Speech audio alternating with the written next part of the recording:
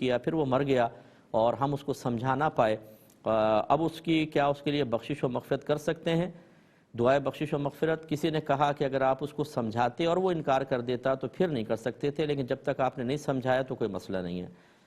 دیکھیں پہلی بات تو یہ کہ جس نے آپ کو یہ مسئلہ بتایا بالکل غلط بتایا، ہر ایک سے مسئلہ معلوم نہیں کرتے ہیں، نہ عالم دین فتویٰ دینے کا اہل ہوتا ہے، نہ ہر داڑھی والا، مفتی صاحب سے معلوم کیا کریں، یہ بالکل غلط ہے۔ اس کا مطلب تو یہ ہوا اگر کوئی کفر کر دے اور کوئی اس کو نہ سمجھا سکے تو وہ کافر نہیں ہوگا نا، کیونکہ ہم سمجھا نہیں سکے، سمجھاتے وہ انکار کرتا تب کفر ہوتا، ورنہ نہیں۔ اس کا مطلب ہے تو جس کو نہیں سمجھایا وہ جتنے مرضی گناہ کرے، جتنی مرضی خطائیں کرے، مرنے کے بعد وہ مومن ہی اٹھے گا، یہ کہاں سے رول نکل آیا؟ تو بالکل غلط مسئلہ بتایا گیا، بتانے والا بھی گناہگار اور اس کو سمجھ کے عمل کرنے والا بھی گناہگار۔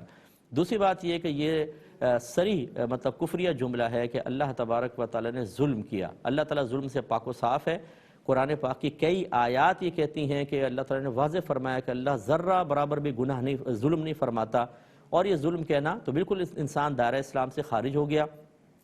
اگر اس نے توبہ نہیں کی تھی اعلانیہ طور پر آپ کے سامنے تو پھر یاد رکھیں وہ غیر مسلم ہی مرا ہے،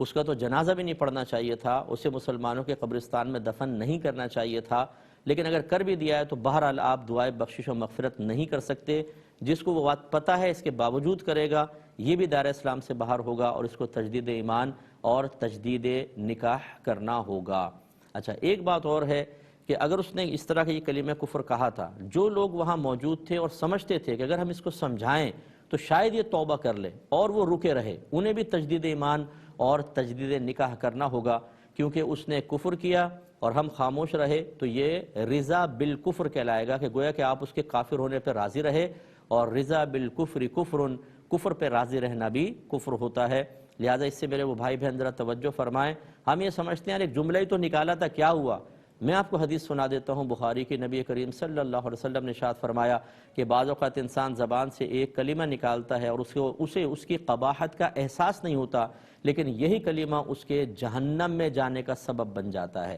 یہ کوئی معمولی چیز نہیں ہوتی ہے، آپ زبان سے کچھ بھی کہتے رہیں اللہ بخش دے گا، بالکل اللہ بخشنے پہ قادر ہے، لیکن اللہ تعالیٰ قہار و جبار بھی ہے، وہ پکڑتا بھی ہے، اس کے قوانین ہیں، اس کے رولز ہیں، اس کی کچھ لیمیٹیشنز ہیں۔ ہم سب کچھ پامال کریں اور پھر بولے کہ اللہ تعالیٰ معاف فرما دے گا، یہ کیسے؟ انبیاء علیہ السلام ان تمام چیزوں کا خیال کریں، صحابہ کرام خیال کریں، اولیاء عظام کریں، علماء کریں، مفتیان کرام کریں، اور آپ عوام میں سے ہو کر کہیں کہ چھوڑو جی جو کچھ بھی کریں کوئی مسئلہ نہیں، اللہ معاف کر دے گا۔ اس کا مطلب ہے آپ کا طریقہ ان تمام نفوس قدسیہ سے ہٹ کر ہے، اور جو ان بزرگوں کے رستے سے ہٹ کر چلے گا اس کو نجات اور بخشش کیسے مل سکتی ہے؟ اس لیے بہرحال حکم وہ ہے جو ہم نے آپ کی خدمت میں